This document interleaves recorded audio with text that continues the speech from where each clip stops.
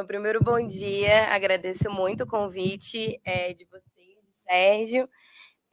Acho que isso a gente fala desde a campanha, desde 2022, né? Que o Sérgio me achou pelas redes e me fez esse convite no final do ano, no começo desse ano, né? Já tem um tempo também. Então, agradeço muito. Aceitei logo de início, assim, né? De estar aqui, de fazer essa construção, por N motivos, assim, né? Mas espero que esse frio de Brasília, né, não esteja tão desesperador para vocês nessa seca daqui. Mas, primeiro, assim, acho que tem um pouco essa apresentação, né, mais formal que trouxe, mas dizer que eu venho de um berço kardecista, né, na minha adolescência eu trabalhei como médium de cura, minha avó é kardecista, né, já fez sua passagem, mas dedicou mais de 40 anos da vida dela ao kardecismo, de segunda a segunda, inclusive. Então, cresci dentro desse berço e, no início da minha juventude, quando eu começo a ficar mais ligado aos movimentos estudantis da universidade, atuar mais com a pauta do feminismo, conhecer mais a pauta do feminismo, especificamente do aborto, eu me distancio, né, do kardecismo, porque naquela época era impossível imaginar que um espaço como esse, como vai ser hoje à tarde, mulheres de esquerda vão falar sobre o aborto aqui, vão trazer esse debate. Antigamente era muito difícil fazer esse debate, né, em qualquer religião, e dentro do kardecismo também era muito complexo, né, imagina, né, ia para uma outra vertente que não era uma do direito das mulheres e afins, assim. Então, eu acabo me distanciando desse processo e tendo mais uma ligação com religiões de matrizes africanas e praticamente na Umbanda, né, quase toda, e em 2019 eu fui consagrada como mãe de santo da Umbanda, então eu tenho meu terreiro aqui, o Casuar da Mãe Divina, onde a memória se reconstitui. A gente é uma casa que tem um trabalho muito voltado, né, para mulheres e pessoas LGBTs. Não foi algo que a gente escolheu, foi acontecendo, e quando a gente viu, é uma casa que tem em sua maioria mulheres, a maioria das nossas filhas são mulheres, e pessoas LGBTs, assim. Então, foi num contexto muito desafiador, foi um pouco antes da pandemia, eu não imaginava do que iria acontecer na pandemia, né?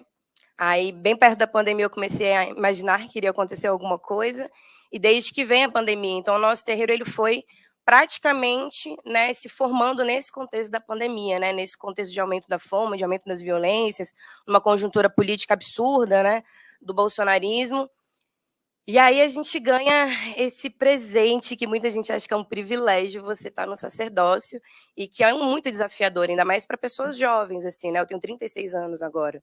Então, há 5 anos eu estou no sacerdócio junto com a minha esposa e a gente se viu dentro disso, né? E aí, como é que agora a gente vai ter um terreiro, né? O mentor da nossa casa é o Pai Espirano da Calunga, que é um preto velho, e, enfim, então falamos, não, vamos embora, né? Adoro, a gente vai conseguir fazer esse processo num contexto de pandemia. E a nossa casa, ela, enfim, se formou, é uma casa de muita luz, assim, de muita amorosidade, e que existem muitas diferenças entre eu e minha companheira, né? As duas no sacerdotismo ali dentro, que é muito importante, assim. A minha companheira, ela trabalha, ela tem outras vertentes, né? Por exemplo, ela, as entidades que ela trabalha têm muita ligação mais a um processo cristão. Eu não, eu já não tenho, né? Eu entendo que Cristo ele foi um médium, mas eu não entendo ele como um processo de divindade, né? Assim como entendo ele como um grande médium que teve uma sua grande repercussão. Nesse processo, eu me baseio muito na teologia negra, né? Eu vou beber muito lá dos afro-americanos para conseguir compreender esse processo desse Jesus negro, enfim. Muito do que o pastor Henrique aqui, né, no Brasil acaba se aprofundando mais, mas tem outras pessoas também que fazem muitos esses debates. Aqui no DF a gente tem muitas mulheres negras que têm, né, pastora Val, que é uma militante do PT, que tem aprofundado também esse debate. Tem o Coletivação, que são evangélicos aqui no DF, que também trabalham nessa perspectiva desse Jesus negro misericordioso. Então, a gente tem um pouco dessas diferenças. Eu já vou beber mais, realmente, né, no berço de África, e trabalhando um pouco, né, nesse processo dessas entidades. Assim. Eu trago isso para a gente diferenciar também a Umbanda do Candomblé. São poucas pessoas que fazem essas diferenças e muita gente acha que é tudo a mesma coisa, e não é a mesma coisa. Candomblé é candomblé, umbanda é umbanda. Não é igual, a gente é muito diferente. São duas religiões brasileiras, né? Assim como, obrigada, assim como a umbanda é brasileira, o candomblé também é brasileiro. Se vocês forem verificar como que as religiões são cultuadas, né, em África, não são iguais, são feitas ao candomblé aqui. Né? Agora, o candomblé ele conseguiu manter mais frequente algumas tradições que vêm de África, né? Alguns orixás, muito especificamente, mas também dependendo dessa vertente que é do candomblé. Você tem candomblé de Queto, candomblé de Angola, candomblé de Jeje, que são diferentes, vão se cultuar e fazer ritos completamente diferentes uns dos outros. E a Umbanda também vai nessa mesma frequência, né? A gente tem vertentes diferenciadas dentro da Umbanda. A minha casa de Umbanda não é uma casa clássica, em que as pessoas usam aquelas roupagens, que para você fazer uma feitura você dorme dentro do processo, que você faz feitura de cabeça, que você raspa a cabeça. Lá em casa não tem essas tradições, né? A gente utiliza de outras formas, entendendo inclusive, e aí é algo que eu pontuo muito, assim, que como que eu vou falar para uma pessoa, uma mulher preta, ficar um mês dormindo no chão? Não vou. Eu não vou. Eu não vou. Entendeu? Já basta a minha avó, minha tataravó, que teve que passar por isso. Eu não vou fazer isso. Mas é uma concepção minha. Mas por quê? Porque eu entendo que a religião é um instrumento político. A religião é um instrumento político. O que não é um instrumento político é a fé, né? Mas é um instrumento político, o mau uso da fé das pessoas. Mas a religião, assim como um partido, ele é um caminho que eu encontro para o meu processo, enquanto vida. E aí eu sou filha de Exu, tá, gente? Aqui, o dono todinho dessa cabeça aqui é Exu. E eu falo muito isso, assim, né? Quando falo alguma coisa, tem que fazer tal coisa. Eu falo, querida, espera um pouco, porque quem está encarnado aqui sou eu, meu bem. Entendeu? Assim, vamos devagar. Então, assim, porque tem que trazer essas contradições, né? Isso é muito importante, porque eu entendo que só é possível também a gente conciliar isso se a gente tiver esse equilíbrio de respeito, né, entre as entidades e a nossa fé e também quem somos aqui. Muita abdicação, ela pode ser cruel, ela pode ser extremamente violenta ao meu corpo. Então, eu tento trazer um pouco esse processo também, o que vai diferenciar, por exemplo, da minha companheira. Então, a gente fica sempre fazendo também, além do equilíbrio com as nossas entidades, também o equilíbrio entre nós duas, assim. Ela é uma pessoa extremamente estudiosa, né? Ela é psicografa, né? Ela tem livros publicados de psicografia, vai para um outro lugar, assim, mesmo. E, ao mesmo tempo, ela trabalha de uma forma de uma incorporação muito incrível, né? Ela tem uma incorporação, assim, maravilhosa. E eu já não gosto de trabalhar tanto com a incorporação. Eu gosto de trabalhar com o transporte, né? Do que as pessoas também entendem como clarividências, enfim, outras formas de mediunidade. E isso também possibilitou muito de por onde eu vim do kardecismo, né? Então, a gente brinca muito, né, das mãos de fada por causa do passe. E ela já vem num outro trabalho, né? Ela já trabalha muito mais numa outra perspectiva de simbologias, por exemplo. Eu já vou trabalhar muito com mandinga, com erva, com benzimento. Então, só para trazer um pouco que esse é o contexto da minha religião na minha casa, né? Que a gente teve essa possibilidade de construir. A partir disso, como que se dá esse lugar da política, né? Pensando tudo isso, já que a própria casa nossa a gente construiu, né, entendendo as vertentes políticas que a gente também exerce. Quando eu fui consagrada, eu já era figura pública do meu partido, né? Assim, eu sou construída enquanto figura pública do PSOL desde 2016. Em 2018, eu fui candidata a vice-governadora, né? Junto com a professora Fátima, que foi candidata ao governo. Numa eleição completamente difícil, né? Principalmente para nós, do pessoal, com o assassinato da Marielle. Então, a gente vem nesse contexto de 2018, né? Enfim, e aí vamos para tudo isso. 2022, eu já tinha meu terreiro. E aí vem todas as complexidades, assim, do meu próprio partido. Bom, vocês veem que eu faço muita brincadeira, muito deboche, né? Para ficar um pouco mais leve. E a gente conseguir também ter uma compreensão melhor do que são essas dinâmicas. E no meu partido, alguns momentos, falava assim, você não precisa falar tanto de Exu. Eu falava, uai, mas por que não? Né? Porque eu não acredito em diabo, eu não acredito em demônio, até porque eu não me considero uma pessoa cristã, eu não constituo Cristo como uma entidade como eu trouxe aqui. Então, qualquer coisa que é endemonizada por outro lado, não sei o que é, não conheço, né? E isso foi um processo político também que foi feito para tirar quem era Exu. Exu, para os povos, né, africanos e para as religiões de matrizes africanas, nós compreendemos ele como Deus. Ele é a divindade. Ele tem o poder da comunicação, das relações, da abertura de caminhos que todo mundo fala. Ele é essa entidade. E ele teve que ser endemonizado para que as pessoas pudessem, inclusive, ser cooptadas, ser corrompidas, serem escravizadas, certo? Por isso que pessoas negras não tinham alma. Por isso que pessoas negras não tinham fé. Porque elas cultuavam Exu e não a Deus. Mas para nós, Exu é Deus. Para mim, Exu é Deus. Então, se eu estou falando de Exu, eu estou falando de Deus, eu estou falando de divindade. Eu não acho que Deus é um homem branco barbudo que está sentado lá em cima monitorando alguma coisa. Não tenho essa compreensão mesmo, assim. Eu tenho compreensão que Exu é o que a gente está fazendo aqui. É o nosso olhar, é a energia que está transitando entre a gente, é esse poder da comunicação. É isso. E isso vão vir todas as contradições possíveis. Todas as contradições vão estar postas, né? Por isso que a gente tem, né, dentro da Umbanda, né, e do Candomblé, o povo da esquerda e o povo da direita. Então eu amei, assim, né, porque eu falei, eu já sou filha de Exu da esquerda, eu já sou de esquerda, vou para o encontro de espíritas da esquerda, eu estou muito à esquerda. Isso é muito bom.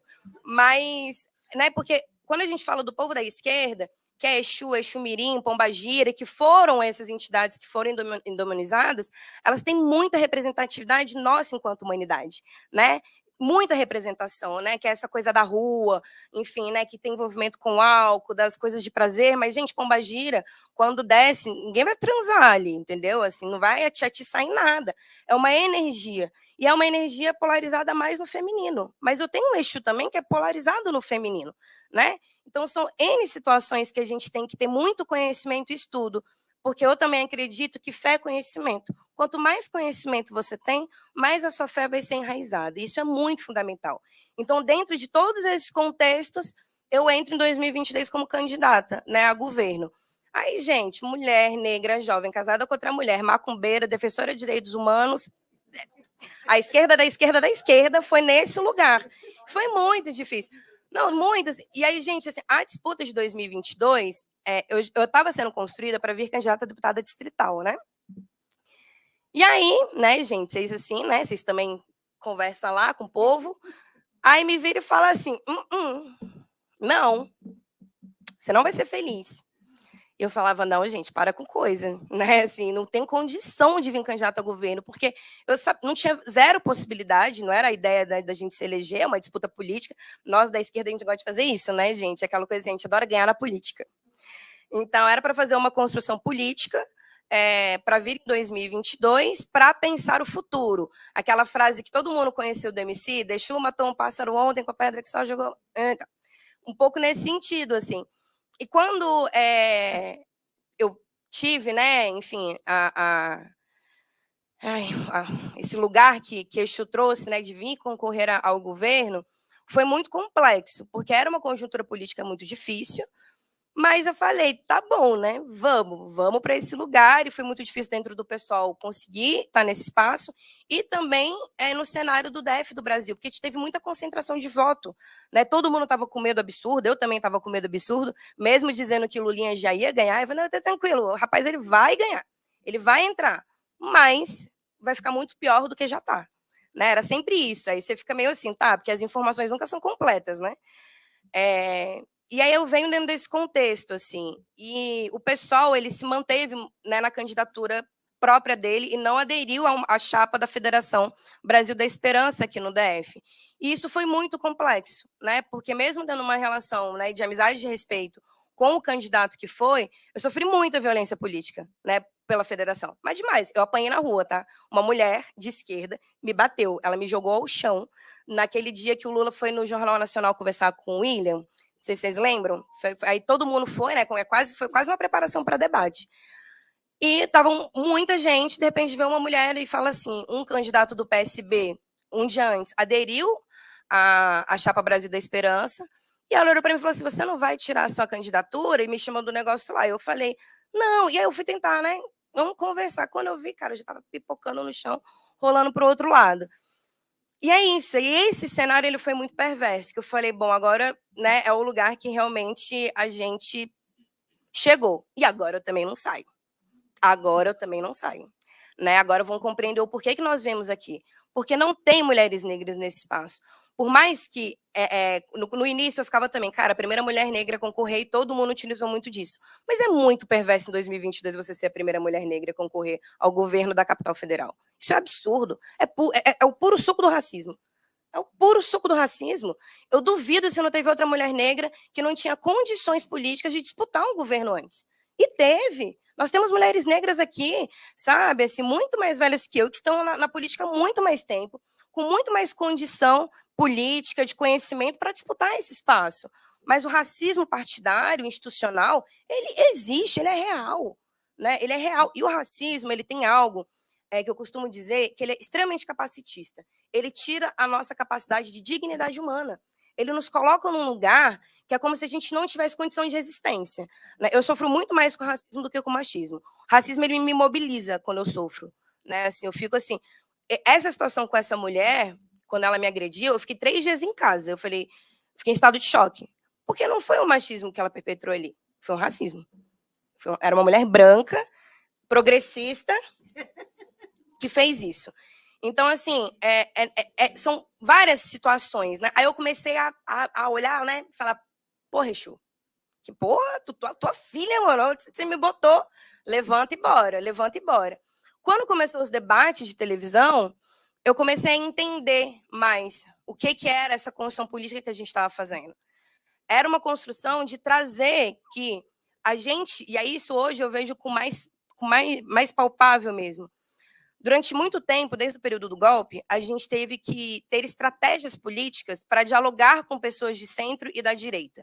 A gente teve que fazer um processo para disputar pessoas, né, de qual Brasil que a gente defende, né? O que está acontecendo com o nosso país? O porquê do aumento da fome, o aumento das violências contra as mulheres, o aumento, né, do extermínio da juventude negra, o aumento da violência policial, o aumento do desmatamento, né? Que Brasil é esse que estava sendo transformado? E isso foi muito complexo de entender, né? Porque é um campo que eles conseguiram construir nos últimos anos por meio da religião, do instrumento político, por meio da dor das pessoas, utilizando da má fé deles para, né, aí sim cooptar a fé das pessoas. Quem aqui é líder religioso, sabe quando bate uma pessoa na sua porta, é a última instância que ela está recorrendo. Ela já tentou de tudo. Se ela bate na sua porta é porque ela está precisando real. É quase um lugar de desespero. Você abre. Eu brinco, às vezes eu fico com um negocinho assim com as minhas filhas e filhos lá de casa.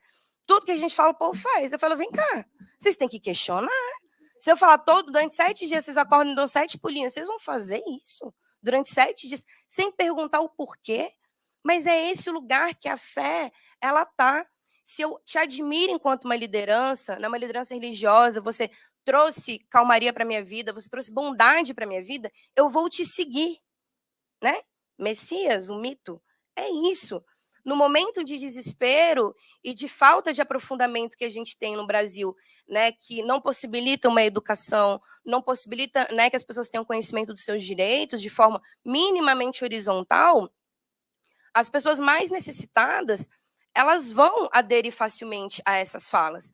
Porque a gente, enquanto esquerda, a gente se distanciou muito do movimento de base dos territórios. Isso foi um erro nosso. Foi um erro. Foi um erro dos governos petistas iniciais. E foi. Eu lembro que uma das coisas que o Lula trouxe, eu dividi muito palanque com o Lula, né? Eu sempre ficava bem pertinho dele. Ele sempre falava isso, assim, não deixem de ocupar as ruas. Vocês têm que ser críticos. Cadê os movimentos sociais? Até hoje em dia ele fala. Vira e mexe, ele solta uma dessa. Né? Assim, não existe possibilidade da gente não estar, né, esquentando essa panela de pressão. E quando isso aconteceu, a gente esvaziou muito as ruas. Né? Então, assim, se você tem esvaziamento dos movimentos sociais, das lideranças de bairro, do campo progressista, as urgências vão ser respondidas porque sempre teve ali, que são as igrejas neopentecostais. Elas sempre estiveram. Você vai num lugar, numa ruazinha, num bairrozinho, de 5, 6 mil pessoas, vai ter sempre um bar e uma igreja neopentecostal. Sempre vai ter. Sempre vai ter. É um bar e uma igreja neopentecostal. É isso que a gente sempre vai encontrar. E esses núcleos, eles conseguiram responder às urgências e às emergências das pessoas. E nós não estávamos ali. Né?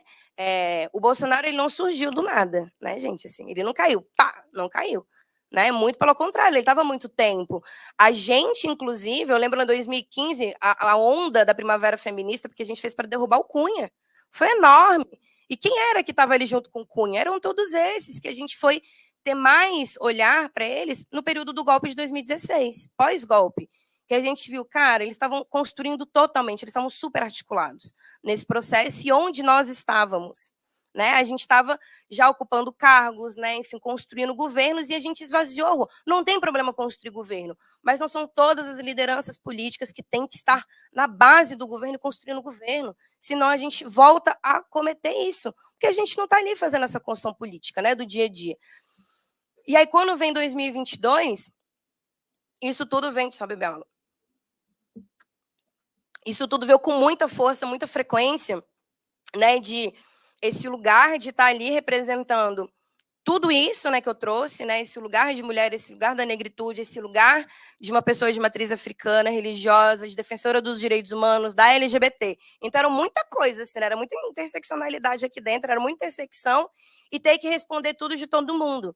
E eu ficava, como é que é responder tudo de todo mundo, né? E eu comecei a me perguntar isso porque uma pessoa com surdez virou para mim e falou assim, ela criticou, né, assim, que na construção do programa, de que eu não tinha pessoas na equipe, minha equipe era tão pequenininha, na pessoas da equipe com deficiência.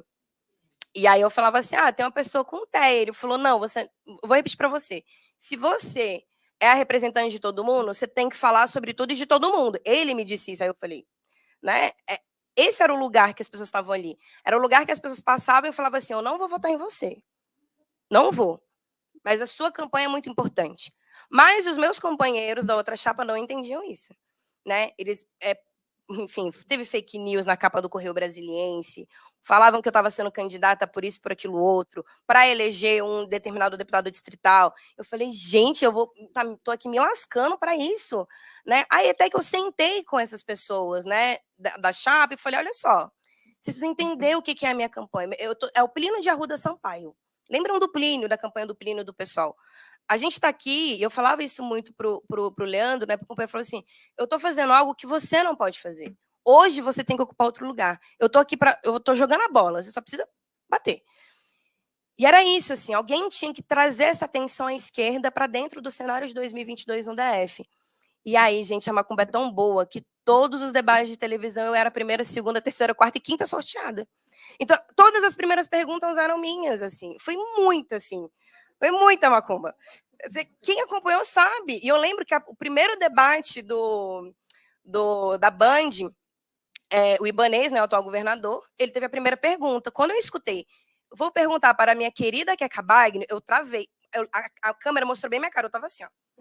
Eu não sabia o que eu ia fazer ali. Eu não imagino. O governador, né, bolsonarista, vai perguntar para mim. E ele pergunta da assistência social. Eu sou assistente social. Eu falei, obrigada. E aí foi, né? E aí eu utilizei, né, do deboche, mas de muito conhecimento. No segundo debate ele não foi. No terceiro ele foi o debate do Metrópolis. E, novamente, eu saí com a primeira, a terceira e a quarta pergunta. E os meus outros companheiros não perguntaram para ele. Então, eu podia só perguntar para ele. E aí, novamente, eu perguntei da assistência social. A mulher dele, na época, era a secretária de assistência social do DF e ele teve que tirar ela do cargo. Né? A gente estava numa situação muito crítica. E aquilo ali foi. Só que os jornais repercutiam muito os debates de televisão. A Queca é muito eloquente, tem muito conhecimento, o melhor programa do DF. Uai, gente, vocês achavam que eu estava ali fazendo o quê? Se eu estou vindo como candidato ao governo, eu tenho uma história política, eu tenho um conhecimento político. Então, mais uma vez, aquilo para mim sempre era o retrato do racismo. E não tinha isso para as outras candidaturas. Não existia. As outras candidaturas, os elogios eram sempre outros. Para mim, era a surpresa da fala da Queca Bagno, a surpresa do conhecimento de políticas públicas da Queca Bagno. Isso é muito complexo, né? Claro, é um super elogio? É um super elogio, mas o debate sempre era o mesmo, sabe? Assim, era sempre isso. A jovem, né? A menina negra, a mulher negra, né? Sempre vinham com essas características, assim. Mas a gente conseguiu cumprir um papel muito fundamental. E esse papel que a gente cumpriu da radicalidade é o papel que eu entendo que nós temos que continuar cumprindo no próximo período. A gente fez o que eu trouxe anteriormente, que foi estratégico, um debate mediano, né, à esquerda, da gente conseguir dialogar, da gente conseguir trazer as consequências que estavam acontecendo, né, daquele Brasil tenebroso e que, né, isso se aprofundou muito mais. Não foi essa eleição de 2022 que ia ser capaz de tirar o Brasil de onde ele estava. Por óbvio, está muito melhor, a gente consegue, enfim, fazer muito mais coisas, mas a gente tem um processo de muito tempo ainda, né? Eu acredito que todo mundo está desesperado com 2027. Se vocês não estão, fiquem, né? 2026 vai ser muito complexo para nós, assim. Ainda ninguém me trouxe um sinalzinho do que fazer, mas assim, a radicalidade hoje ela é fundamental, assim, né? A radicalidade da gente estar nos territórios, da gente estar no movimento de bairro, da gente dialogar sobre qual é o país que nós acreditamos, né? Porque a onda da extrema-direita ela é internacional. Né? Eu faço parte da Quarta Internacional, né? Ainda sou dessas, bem antiga. Eu faço parte da Quarta Internacional e quando a gente olha para o mundo, ele é assustador. O que teve na França, a gente é muito pequeno, perto do que está acontecendo para o restante do mundo. Nós estamos em contextos de guerras civis. Né? Tem guerras acontecendo no nosso mundo e que a gente naturalizou, que é mediado, tem pessoas sendo assassinadas e que nós ainda estamos, né? Ainda numa coisa muito morna. Então, a radicalidade, ela, ao meu ver, é a política que nós do campo da esquerda temos que exercer nesse momento, né? É apontar o que está acontecendo no Brasil. Né, assim, a gente precisa trazer isso para os movimentos de mulheres, para o movimento negro. Isso não é fazer a oposição ao atual governo federal. Acho que ninguém tem, né, assim, a ideia de fazer uma oposição ao governo Lula, né, gente? Mas nós podemos fazer crítica ao governo. Isso não é um problema. Isso não pode ser uma questão. Se a gente não trouxer crítica, o avanço das comunidades terapêuticas acontece. As comunidades terapêuticas, que a maioria, né, são regidas por pessoas neopentecostais e que a gente sabe o que acontece, né, o encarceramento de pessoas, aquilo ali, o encarceramento, uma violência, o assassinato de pessoas, acontecem e que hoje está dentro do Ministério da Assistência Social. Se a gente não traz uma radicalidade, nós vamos falar de saúde mental. Se a gente não traz uma radicalidade, as violências contra as mulheres ainda vão ser o alto índice. Se a gente não traz radicalidade, as eleições dos conselhos tutelares vão ser um lugar de disputa para os seguidores da Damares. Eu falo isso no lugar de quem foi 8 anos conselheira tutelar. Sempre a mais votada do DF, não sei como, mas sempre. Mas não adianta se você tem 220 conselheiros, você ter 5 de esquerda. Esquerda sim, tá, gente? Que defendem o ECA. Não adianta. A gente não vai conseguir fazer nada. Então, não dá para ter um lugar, 2. E só é possível se a gente tiver a radicalidade novamente dos movimentos. O que é que nos une, né, dentro desse campo progressista, nos diferenciando do centro e da centro-direita? Mas tem muita coisa que nos une. Né? Assim, o porquê a gente quer eleger mais mulheres negras? Qual é o objetivo da gente eleger? Essas mulheres vão conseguir exercer seus mandatos em segurança? Por que queremos isso? Por que queremos essas outras vozes? O que isso nos diz? Eu sei, mas e para vocês? Principalmente pessoas não negras, né? Quando a gente olha para a Marielle, as pessoas sempre achavam, assim, juravam, a Mari era, né, enfim, minha amiga de partido, minha colega, e as pessoas acham que realmente foram pessoas negras e periféricas que elegeram a Marielle. Não foi, surpresa, né? Foi a vanguarda do Rio de Janeiro, estamos falando da Zona Sul do Rio de Janeiro. É isso que nós estamos falando. Mas o porquê, né, que essa vanguarda, a nossa vanguarda, querem essas pessoas ali nos representando. Talíria Petroni, Benedita da Silva, aí, que é a nossa grande referência há décadas. O que isso traz para a gente de contexto? Né? Ao meu ver, traz um contexto de quando a gente fala mulheres negras... Ai, coisa panfletária. Mulheres negras movem as estruturas. Estamos falando, gente, assim, que pessoas que sustentam esse país precisam estar à frente para produzir, formular e executar políticas públicas que sirvam para nós. Isso é mover a estrutura.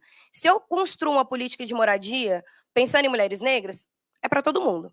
Se eu penso uma política de mobilidade, de transporte público para mulheres negras, que é quem acorda às 5 horas da manhã, né, para ser diarista numa casa, ou para homens negros, que vai fazer o pão da padaria que você vai comprar às 8 horas da manhã, eu estou pensando em todo mundo. Porque se essas pessoas têm acesso à política pública, todas as pessoas vão ter acesso à política pública. Se os mais vulnerabilizados têm acesso e dignidade à vida, todas as pessoas vão ter dignidade humana.